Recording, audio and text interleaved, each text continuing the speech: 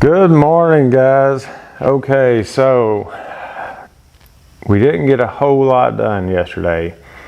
It was hot and we were about to melt. So really the only thing that we achieved was I did go get some parts for our air supply to start getting it going, as well as I did get the camera fixed. So you're seeing this on my new recording device.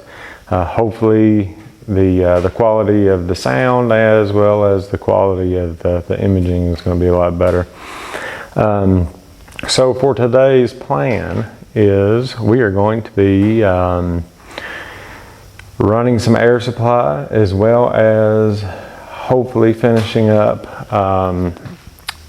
this wall over here, and maybe even start putting up some wallboard.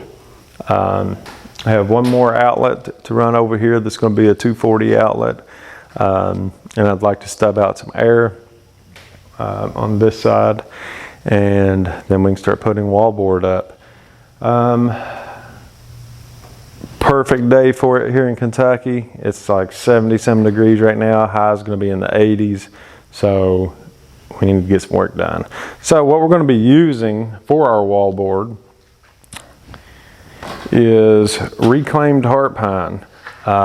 This is what we would consider, whenever we were milling, we would consider it seconds, because it wasn't thick enough to actually make our product out of.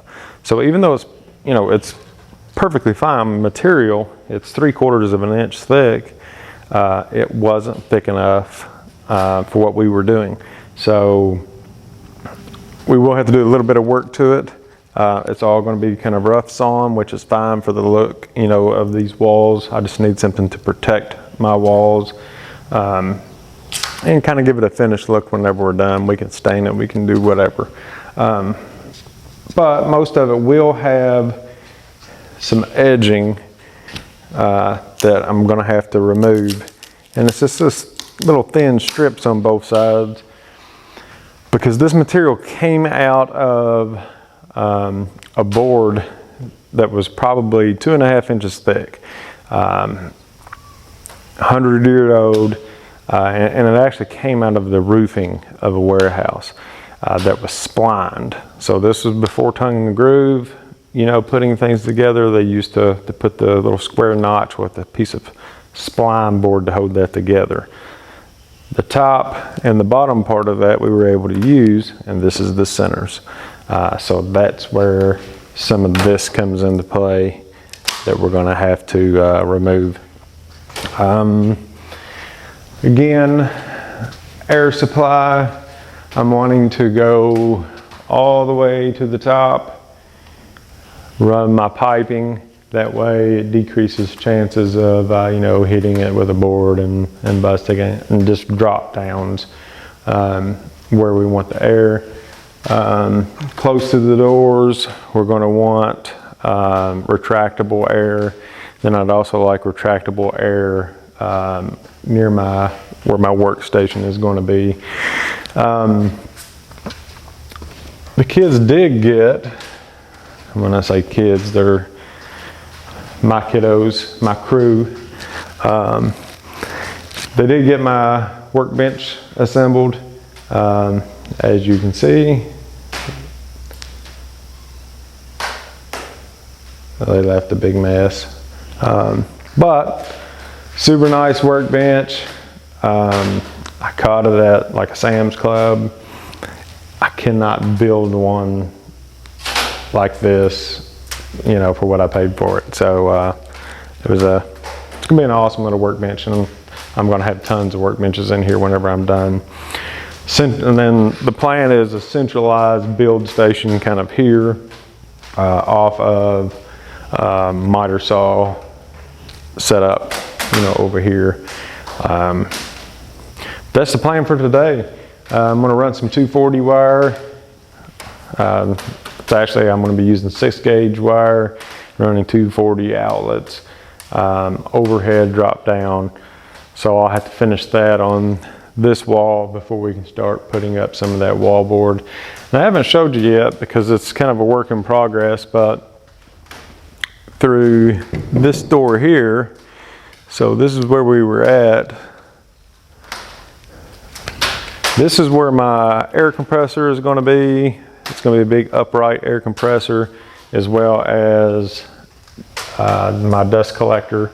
I'm going to keep it in a separate room to cut down on the noise in the shop. But this is all going to be insulated.